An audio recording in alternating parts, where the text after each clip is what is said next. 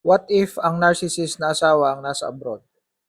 So meron nag-send ng message dito, sigurado related ito doon sa ginawa kong content itong nakaraan tungkol sa narcissist na nandito sa Pilipinas na kung saan hinuhututan at pineperahan at pinasasakit talaga ang ulo, ini-stress yung kanyang asawa o partner na nasa abroad. Dito naman baliktad.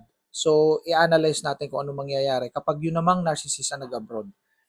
Basically, malalaki mababae, kapag nag-abroad yan, once na tumapak yan doon sa bansang kanyang pinuntahan, magtataksil yan. Hindi ko nila lahat, no? Pero majority ng narcissist natatapak sa ibang bansa. Pagkatapak na dyan, wala pa isa hanggang 2 buwan, may jowa yan na bago.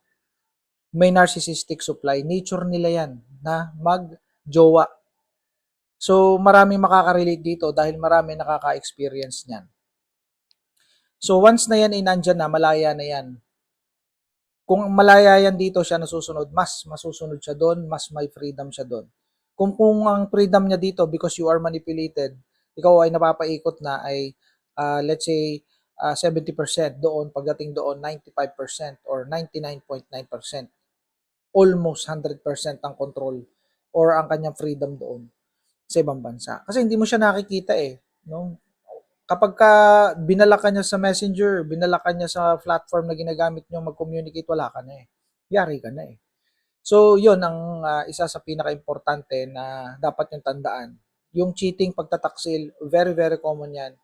Diyan, basta nag-abroad yan. Ganun ang mangyayari sa narcissist. Another one, pagdating sa sustento sa pera, no, let's say pagpapadala, kokontrolin yan.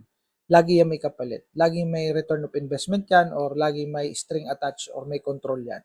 Pagdating sa mga bata, may control siya dapat. Pagdating sa iyo, may control siya dapat. Okay.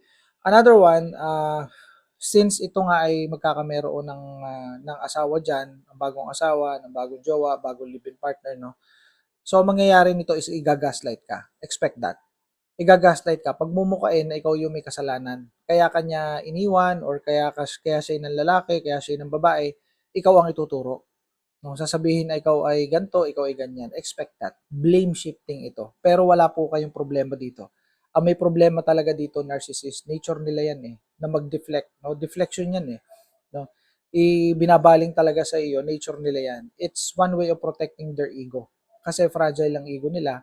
So, gagawin nila lahat para proteksyonan ang kanilang image at ang kanilang ego. No? Kasi mababa ang self-esteem ng narcissist. No? They are empty inside. Okay. Another one, katakot-takot na silent treatment ang aabutin nyo dito. Sigurado yan. Marami dito ang nakaka-experience na binablock sila sa matagal na panahon. Let's say 3 months, no? Yung iba pa nga ay 6 months na hindi kinakausap. Ito ay isang uri ng pag-escape doon sa responsibility sa iyo sa pamilya. So magagawa niya kasi ang pagtataksil, ang pag-i-enjoy sa maraming mga kababaihan, maraming mga kalalakihan doon sa abroad nang wala ka.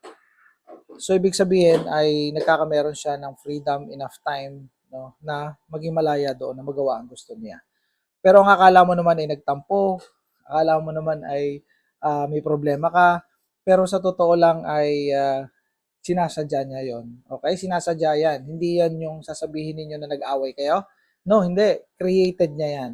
Kaya dapat ay inyong maintindihan ito dahil kapag hindi nyo ito maintindihan o naiintindihan, masisira ang mental health mo dito. At ito, here's the catch. Pag bumalik yan sa Pilipinas, magbabait-baitan yan sa iyo, no? Ikaw na uli ang kanyang kunwari ay mahal. Okay? Kung dati binivalue ka na nasa abroad siya, pag uuwi siya o bago siya umuwi, ang bait sa iyo, ilalabamin ka uli, no? Ngayon, pagka yan ay sumakay na uli ng barko, halimbawa yan ay seaman o kaya nag-abroad na uli, walastik ang bangis niyan. Ang tapang. So bakit ko nasabi ito dito? Ay kasi sa sobrang dami ko ng asawa ng seaman na nako-coach dito, lampas na ng 100 na nako-coach ko dito, ay 90% or more than 90% ng ugali ng seaman, basta sumakay sa barko, walang hiya ang bangis. Napakatapang daw. Silent treatment doon, silent treatment dito. Eh paano sinasadya yun? Nag-iinarte. Dahil nga, merong kinakalantari doon, may dinadali doon sa barko. Yung katrabahong babae. Marami ditong gayon. O kaya ay merong ka-LDR na iba. So, nag enjoy sila doon. Okay? So, I hope it helps. And for one-on-one coaching with me, if you want to ventilate your feelings, emotional support, and want to be educated regarding narcissistic abuse, so mag-send na lang po kayo ng message dyan sa contacts na ilalagay ko. Ako po yung nakakausap nyo dyan. Ako rin po yung nagre-reply. Ako din po yung magko-coach sa inyo mismo. Okay? See you in my next content. Bye for now.